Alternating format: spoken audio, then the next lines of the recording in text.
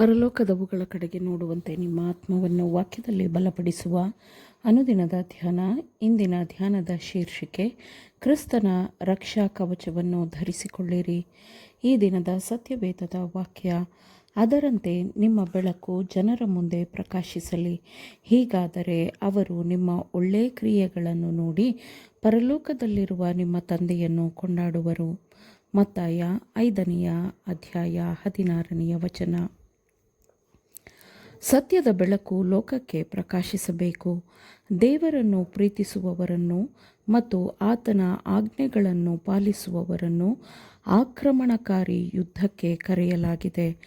ಒಬ್ಬರ ವಿರುದ್ಧ ಒಬ್ಬರು ಯುದ್ಧ ಮಾಡುವುದಕ್ಕೆ ಅಲ್ಲ, ಆದರೆ ಅದೃಶ್ಯ ವೈರಿಯ ಸೈನ್ಯಗಳ ವಿರುದ್ಧ ಹೋರಾಡಬೇಕಿದೆ. ರಕ್ಷಾ ಕವಚವನ್ನು ತ್ಯಜಿಸುವಂತಹ ಯಾವುದೇ ವಿಷಯವೂ ಇರಬಾರದು. ಕ್ರಿಸ್ತನ ಶಿಷ್ಯರೆಂದು ಹೇಳಿಕೊಳ್ಳುವವರು ಎಂದಿಗೂ ತಮ್ಮ ಸಭೆಯ ಸಾಮರ್ಥ್ಯಗಳಲ್ಲಿ ನಿರಾಳವಾಗಿರಬಾರದು. ಬಿದ್ದು ಹೋದ ಮನುಷ್ಯರನ್ನು ರಕ್ಷಿಸಲು ಮತ್ತು ಅವರನ್ನು ನಿಷ್ಠೆಗೆ ಮರಳಿ ತರುವ ಕೆಲಸದಲ್ಲಿ ನಿರ್ಲಕ್ಷ್ಯ ವಹಿಸಬಾರದು. ಪರಲೋಕದ ದೇವದೂತರು ಭೂಲೋಕದ ನಡುವೆ ನಿರಂತರವಾಗಿ ಏರುತ್ತಾ ಇಳಿಯುತ್ತಾ ಇದ್ದಾರೆ. ಕ್ರಿಸ್ತನ ರಾಜ್ಯದ ನಿರ್ಮಾಣಕ್ಕಾಗಿ ಅವರು ನಿಸ್ವಾರ್ಥ ಸೇವೆಯಲ್ಲಿ ತಮ್ಮನ್ನು ತಾವು ತೊಡಗಿಸಿಕೊಂಡಿದ್ದಾರೆ. ಈ ಪರಲೋಕ ಸಂದೇಶ ದೂತರೊಂದಿಗೆ ಒಂದಾಗುವ ಸ್ತ್ರೀ ಪುರುಷರು ಎಲ್ಲಿದ್ದಾರೆ? ದೈವಶಕ್ತಿಯ ಸಹಕಾರದಲ್ಲಿ ತಮ್ಮ ಬಲ ಸಾಮರ್ಥ್ಯಗಳನ್ನು ಬಳಸುವವರು ಎಲ್ಲಿದ್ದಾರೆ? ದೇವರು ನಿಮಗಾಗಿ ಏನನ್ನು ಮಾಡಿದ್ದಾನೆಂದು ಯೋಚಿಸಿರಿ. ನೀವು ನಾಶವಾಗುತ್ತಿರುವಾಗ ನಿಮಗೆ ಎಚ್ಚರಿಕೆಯ ಸಂದೇಶವನ್ನು ಕೊಟ್ಟು ನಿಮ್ಮ ಪಾಪದ ಬಗ್ಗೆ ಮನವರಿಕೆ ಮಾಡಿಸಿ ನಿಮ್ಮನ್ನು ಪಶ್ಚಾತ್ತಾಪ ಪಡಲು ಕ್ರಿಸ್ತನು ಎಚ್ಚರಿಸಲಿಲ್ಲವೋ? ಪಾಪವನ್ನು ಕ್ಷಮಿಸುವ ರಕ್ಷಕನಾಗಿ ಕ್ರಿಸ್ತನು ತನ್ನನ್ನು ತಾನು ನಿಮಗೆ ಪ್ರಕಟಪಡಿಸಿಕೊಳ್ಳಲಿಲ್ಲವೇ?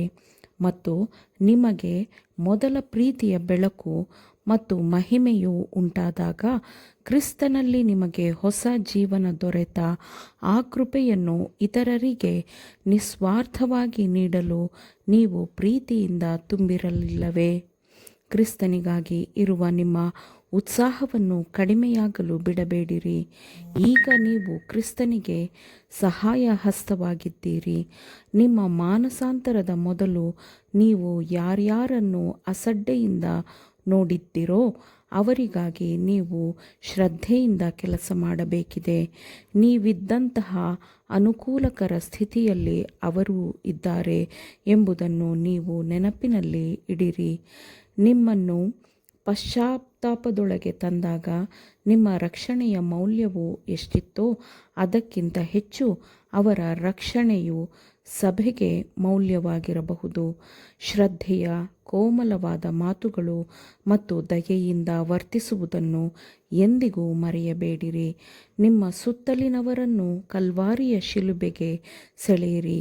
ಅನುದಿನವೂ ನಿಮಗೆ ಪ್ರೀತಿಯ ಹೊಸ ಅನುಗ್ರಹಗಳು ದೊರೆಯುವಂತೆ ಸತ್ಯವನ್ನು ಹೆಚ್ಚಾಗಿ ಪ್ರೀತಿಸಿರಿ.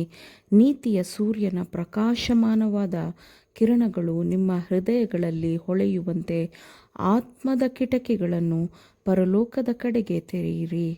ಅದರಂತೆ ನಿಮ್ಮ ಬೆಳಕು ಜನರ ಮುಂದೆ ಪ್ರಕಾಶಿಸಲಿ, ಹೀಗಾದರೆ ಅವರು ನಿಮ್ಮ ಒಳ್ಳೆಯ ಕ್ರಿಯೆಗಳನ್ನು ನೋಡಿ ಪರಲೋಕದಲ್ಲಿರುವ ನಿಮ್ಮ ತಂದೆಯನ್ನು ಕೊಂಡಾಡುವರು ಎಂದು ವಾಕ್ಯವು ಹೇಳುತ್ತದೆ.